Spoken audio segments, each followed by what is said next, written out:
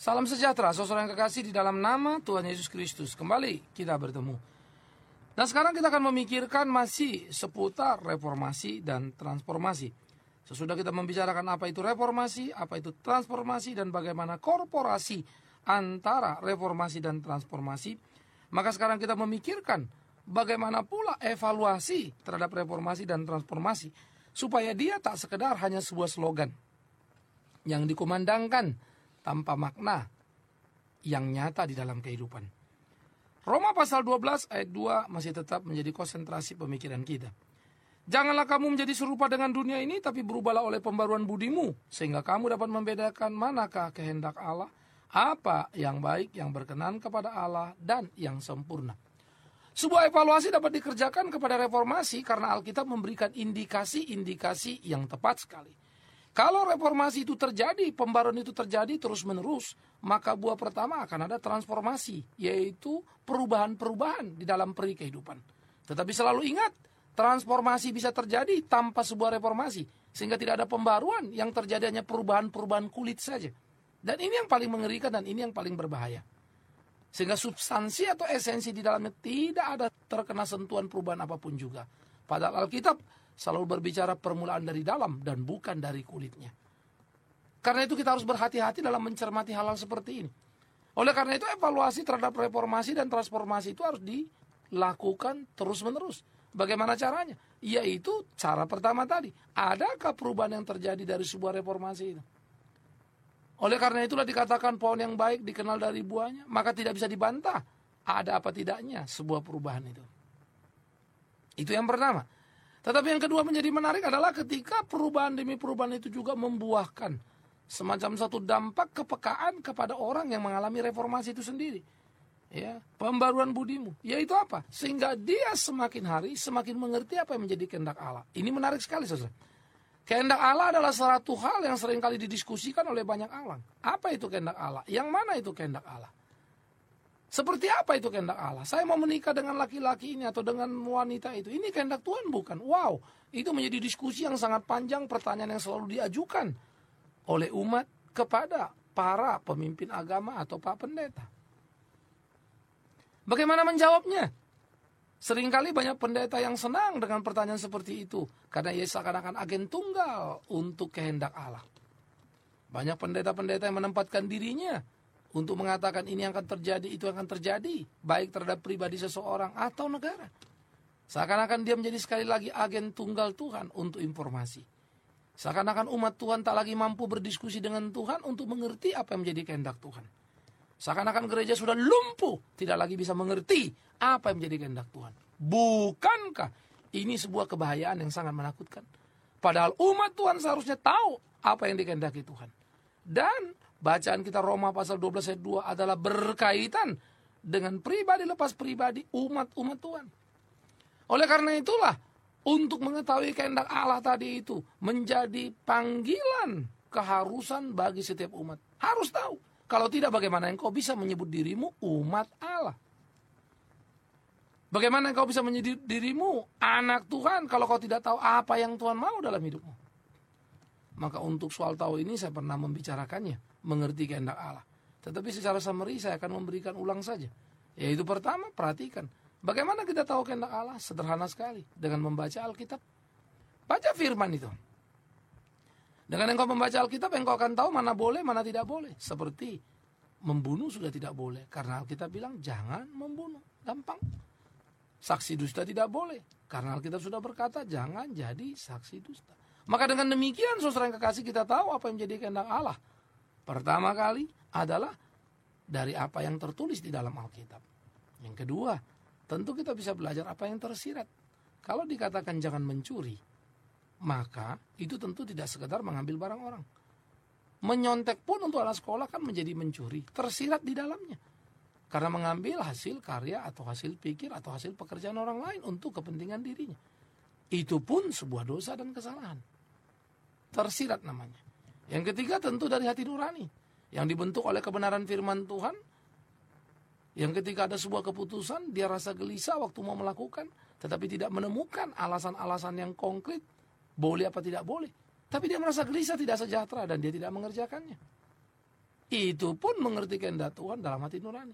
Seminggu atau sebulan atau bahkan setahun kemudian baru dia mengerti kenapa dia gelisah. Dan dia bersyukur tidak melakukannya. Hebat sekali anak-anak Tuhan. Kehendak Tuhan yang keempat adalah apa yang kita tidak tahu. Yang kita akan tahu nanti di dalam kekekalan. Kapan Tuhan Yesus akan datang kembali? Tidak tahu. Karena dia berkata, tidak ada yang tahu. Maka kita mesti berani mengatakan, tidak tahu kapan dia mau datang. Maka kehendak Allah untuk kembali ke bumi kita tidak tahu. Sekalipun banyak orang yang menjadi sok tahu. Menyebut tahun, menyebut tanggal, menyebut ciri-ciri dan seterusnya. Lalu mengargumentasikan Tuhan sudah datang, sudah dekat. Padahal kita berkata memang sudah dekat, dari dulu juga sudah dekat. Dekat ada dua hal. Kematian kita bisa menghadap kepada Tuhan. Kedatangan Tuhan, kita bisa menghadap pada Tuhan. Sehingga yang penting dalam hidup adalah was-was, berjaga-jaga. Artinya awasilah hidupmu, berjaga-jagalah terhadap dirimu supaya engkau hidup selalu dalam pimpinan Tuhan sesuai dengan kehendak Tuhan. Menarik sekali bukan kalau kita pikirkan urut-urutan seperti ini di tengah-tengah kehidupan kita. Sehingga hidup kita sungguh-sungguh boleh menjadi hidup yang berguna, yang memuliakan nama Tuhan selalu. Nah, mari kita melewati hari-hari pergumulan kita ini dengan kekuatan yang Tuhan berikan kepada kita. Sehingga hidup kita menjadi hidup yang bermakna di mana Tuhan dipermuliakan di dalamnya. Oleh karena itulah evaluasi terhadap reformasi itu perlu dengan mencermati perubahan-perubahan sikap dalam kehidupan. Juga kepekaan terhadap kehendak Allah. Sehingga kita boleh semakin mengerti apa yang Allah mau.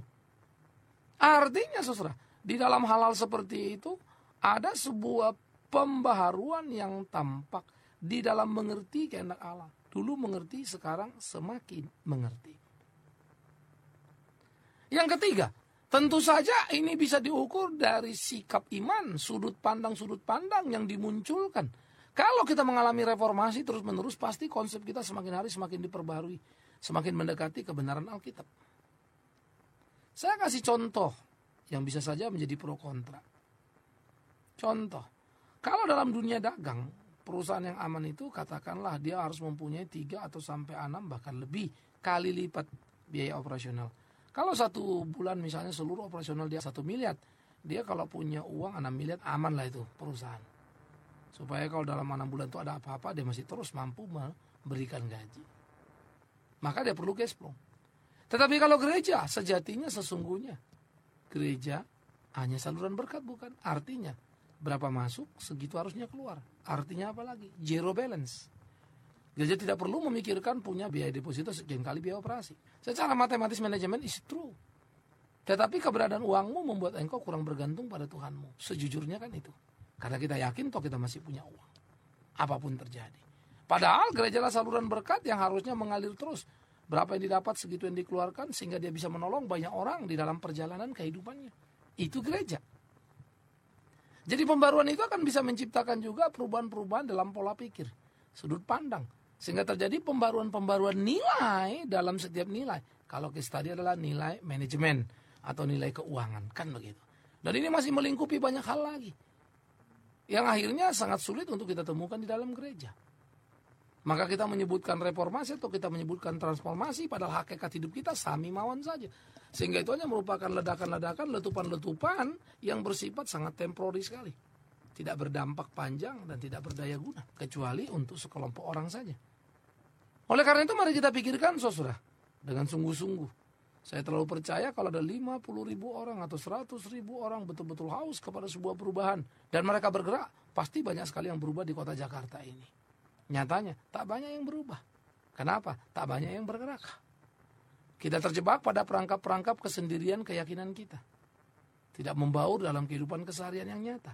Sehingga kita terjebak pada ritual-ritual gereja saja.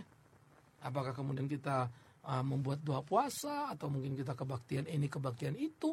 Tapi tetap saja kita ada di ruangan itu tidak bersentuhan dengan keseharian kehidupan masyarakat. Keseharian kehidupan sosial.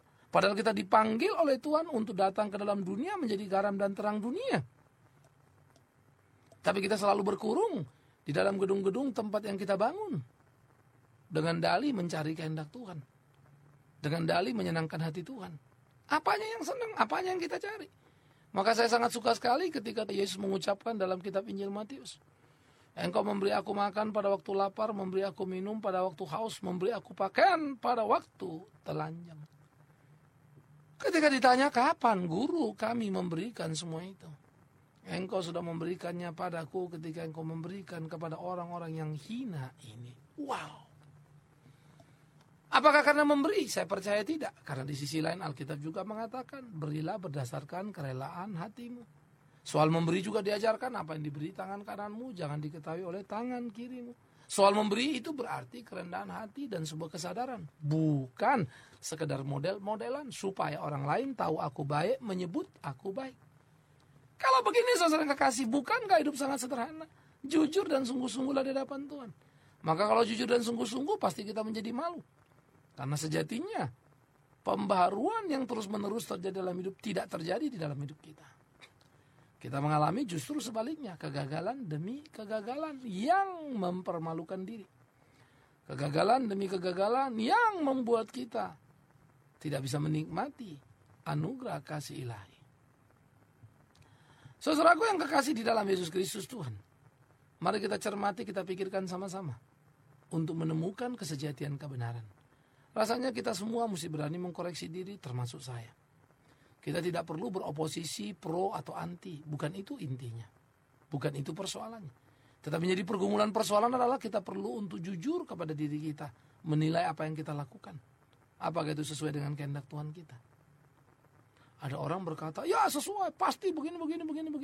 Waktu ditanya, oke, kenapa yakin sesuai? Ya ini kata Tuhan. Oh ya? Ayat Alkitab mana yang mendukung mengatakan you bilang itu benar? Oh bukan, ini sudah pewahyuan.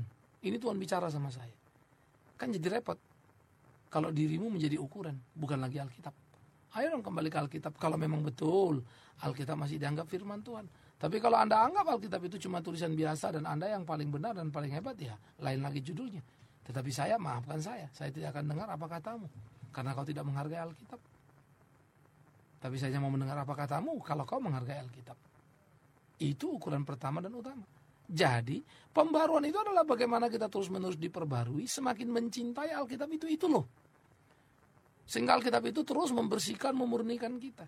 Sehingga terjadilah perubahan-perubahan sikap dalam hidup kita. Ya. Terjadilah bagaimana kita semakin mengerti apa yang menjadi kehendak Allah. Terjadilah perubahan-perubahan juga prinsip-prinsip dalam sikap-sikap hidup menentukan. Atau pola pikir tadi. Maka dengan demikian akan terjadi perubahan-perubahan besar di dalam gereja. Dan itu akan sangat menyenangkan sekali saudaraku. Gereja akan tampil secara luar biasa. Memberikan satu pengaruh yang hebat terhadap lingkungannya. Tapi gereja akan menjadi gereja yang impoten, tanpa daya. Kalau gerejanya mampu membangun fisiknya. Hati-hati. Gereja sekarang seringkali terjebak kepada pembangunan-pembangunan fisik untuk mengukur keberhasilan dirinya. Gereja lupa. Kebangunan-kebangunan jiwa lah yang Tuhan tuntut dalam kehidupan nyata. Hari lepas ke hari terus menerus. Kebangunan-kebangunan jiwa itulah yang Tuhan kehendaki. Supaya di dalamnya betul-betul terjadi kemuliaan bagi nama Tuhan kita. Supaya di dalamnya kita mengalami pembaruan-pembaruan untuk kemuliaan kebesaran nama Tuhan kita. Ini penting untuk kita pikirkan bersama-sama saudara. Sehingga pembaruan-pembaruan yang terus menerus itu perlu mengalami satu evaluasi. Supaya kita melihat apakah pembaruan itu macet atau tidak. Kalau pembaruan macet, bisa saja kita masih melakukan apa yang kita lakukan kemarin. Tetapi apa yang kita kerjakan itu menjadi rutinitas. Nah ini bahayanya. Jadi kalau tanpa pembaruan Anda pelayanan, Anda pergi ke desa, pergi. Tetapi pergi itu adalah kegiatan keagamaan. Yang agama lain juga bikin. Anda tolong orang miskin, agama lain juga tolong. Anda pergi ke desa, agama lain juga pergi. Kan begitu. Anda nyumbang duit, agama lain juga nyumbang duit. Apa lebihnya? Lalu Anda bilang, oh saya menyebut nama Yesus. Pertanyaannya bukan nama Yesusnya. Tapi pertanyaannya adalah hatimu seperti apa? Kemana mengarahnya? Tapi kalau pembaruan demi pembaruan terjadi, sekalipun fenomenanya tampak mirip, dia tetap pergi ke desa, dia nolong orang miskin. Tapi sikap hatinya beda sekali. Itu loh pembaruan. Jadi transformasi tadi bisa terjadi tanpa pembaruan. Itu yang saya bilang bisa. Kamu pergi sana, pergi sini. Tapi hatimu sebetulnya tidak tertaut pada Tuhanmu. Ya. Itu tinggal aktivitas sosial. Ada orang yang jiwa sosialnya bagus sekali. Nggak usah Kristen. Banyak sekali yang dikerjakannya. Lebih banyak dari orang Kristen.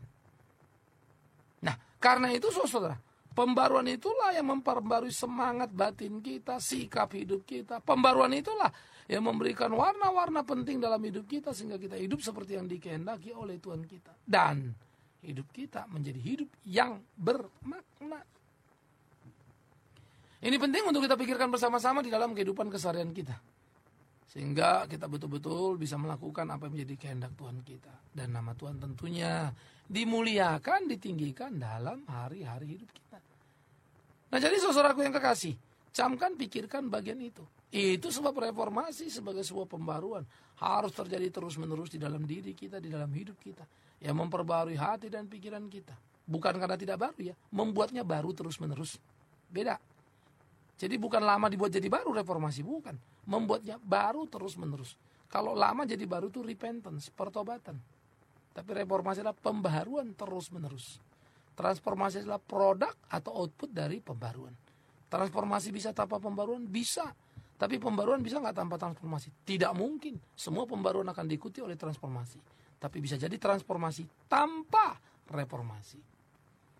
Kita cuma melakukan perubahan-perubahan dalam tindakan. Tapi itu tidak lebih daripada gerakan sosial. Tetapi reformasi memberikan sebuah kesadaran pengenalan akan Tuhan. Mendorong kita melakukan tindakan-tindakan untuk menolong banyak orang dalam kehidupan. Nah jadi saudara, semakin ketat kita berpikir di dalam kebenaran Alkitab itu semakin perlu. Sehingga kita tidak mudah terbawa oleh arus zaman. Kita tidak mudah terbawa oleh pikiran-pikiran yang kurang bisa dipertanggungjawabkan. Di dalam kehidupan perkembangan dunia sekarang, di mana psikologi itu menjadi bapak dari semua ilmu begitu ya. Karena psikologi sedang mencapai zaman keemasannya. Semua manusia diukur dari kemanusiaannya. Sehingga manusia lupa mengukur diri dalam perspektif di hadapan Allah itu loh. Nah ini menjadi bahaya ketika masuk ke dalam kekristenan. Sehingga Tuhan hanya Tuhan yang disebut-sebut. Tetapi manusia ingin puas pada dirinya. Sehingga Tuhan berkata padaku menjadi model yang bisa berbahaya sekali. Kalau memang betul Tuhan bicara sama dia. Kalau enggak, siapa yang tahu bagaimana mengukurnya? Apalagi yang dikatakannya sulit untuk mengukurnya dengan Alkitab. Tetapi seringkali karena jemaat sudah buta mata, sudah gelap hati semuanya, maka apapun ditampung saja dan iakan. Betapa mengerikan dan betapa berbahayanya hal-hal seperti itu. Oleh karena itulah saudaraku yang kekasih, kita harus hidup sesuai dan seturut dengan kehendak Tuhan kita. Melakukan apa yang Tuhan mau, seperti apa yang dikehendakinya, sehingga hidup kita menjadi hidup yang memuliakan nama Dia. Ini penting. Ini perlu, sehingga kita tidak terjebak pada perangkap-perangkap yang salah. Adalah hal yang sangat bijaksana dan sangat bijak. Sangat tepat kalau kemudian kita mau terus-menerus dikoreksi oleh firman Tuhan. Karena itu belajarlah mencintai firman Tuhan lebih dari apapun. Saya suka mengatakan Anda harus belajar. Baca Alkitab, bukan cuma dengan khotbah Pak Pendeta. Bigman Sirait ini khotbah bisa salah, bisa. Yang gak bisa salah itu apa? Alkitab. Tapi Anda baca Alkitab bisa salah tafsir gak? Bisa. Sudah baca Alkitab tapi menafsirkannya salah. Yang tidak salah apa? Alkitab. Pada dirinya. Pada apa yang tertulisnya. Tapi kalau sudah tafsir bisa macam-macam. Karena itulah setiap tafsir harus diuji. Dikembalikan lagi kepada Alkitab itu. Dilihat kiri, kanan, depan, belakang. Cocok gak? Sesuai gak dengan apa yang dikehendaki oleh Alkitab itu sendiri sebagai firman hidup. Oleh karena itu saudaraku yang kekasih, biarlah firman itu terus-menerus memperbaharui kita. Sehingga kita tetap baru dan melahirkan buah-buah yang nyata dalam kehidupan kita. Menciptakan perubahan demi perubahan itu yang pertama. Ya. Kemudian membuat diri kita terus mampu mengevaluasi diri. Mengerti kehendak Allah, semakin mengerti, itu yang kedua. Dan bagaimana kita juga terus mampu mengkontrol. Sehingga ada perubahan-perubahan sikap atau konsep-konsep pikir dalam diri kita. Dan itu akan menjadi menarik sekali. Menjadi bagian yang terus mendorong kita. Dan terakhir tentu adalah semangat yang tidak pernah berhenti. Karena pembaruan yang terjadi tidak berhenti. Maka semangat mengabdinya terus menerus. Karena pembaruan terjadi terus menerus, semangat mengabdinya terjadi terus menerus. Karena pembaruan terjadi terus menerus, maka dia mengalami pembersihan dalam pemikiran-pemikiran. Sehingga kontaminasi pikiran-pikiran dari ilmu-ilmu lain, kontaminasi dari pikiran ilmu psikologi, ilmu sosiologi, filosofi, begitu ya. Itu akan menjadi satu kontaminasi yang bisa dibereskan, diselesaikan oleh kasih dan kuasa Roh Tuhan. Karena itulah dikatakan, biarlah engkau terus-menerus diperbarui oleh pembaharuan budimu. Pembaharuan budi adalah pembaharuan yang dikerjakan oleh Roh Kudus. Maka perubahan itu muncul dalam hidup kita. Camkan, ingatkan, engkau bisa mengalami perubahan tanpa pembaharuan. Tetapi jika engkau mengalami pembaharuan, pasti ada perubahan. Jangan terjebak pada fenomena, jangan terjebak pada perangkap-perangkap omongan-omongan manusia. Tapi masuk mendalam kepada kebenaran firman Tuhan, menemukan kesejatian. Semoga Anda dan saya, kita semua orang percaya, boleh menyenangkan hati Dia. Tuhan yang kita sembah, Yesus Kristus, Juru Selamat penebus dosa itu. Amin. Bapa di dalam surga, kami bersyukur, kami berterima kasih kepadamu untuk cinta kasih-Mu dalam hidup kami. Kami mau berdoa, semoga Tuhan menolong memimpin kami masing-masing dimanapun kami berada untuk mengalami pembaruan oleh Roh Tuhan dan terus menunjukkan hidup yang mengalami perubahan demi perubahan. Dan kami boleh semakin jujur di tengah-tengah kehidupan, semakin peka pada kehendak Tuhan. Dan kami boleh semakin memahami konsep-konsep yang utuh di dalam benak kami dalam mengerti pelayanan Tuhan. Dan hanya kami terus maju dan semakin maju untuk kemuliaan nama Tuhan. Tolong setiap kami, umat-Mu, baik hamba yang berbicara, setiap saudara yang mendengarkan dimanapun mereka berada. Terpujilah nama Tuhan kekal selama-lamanya. Amin.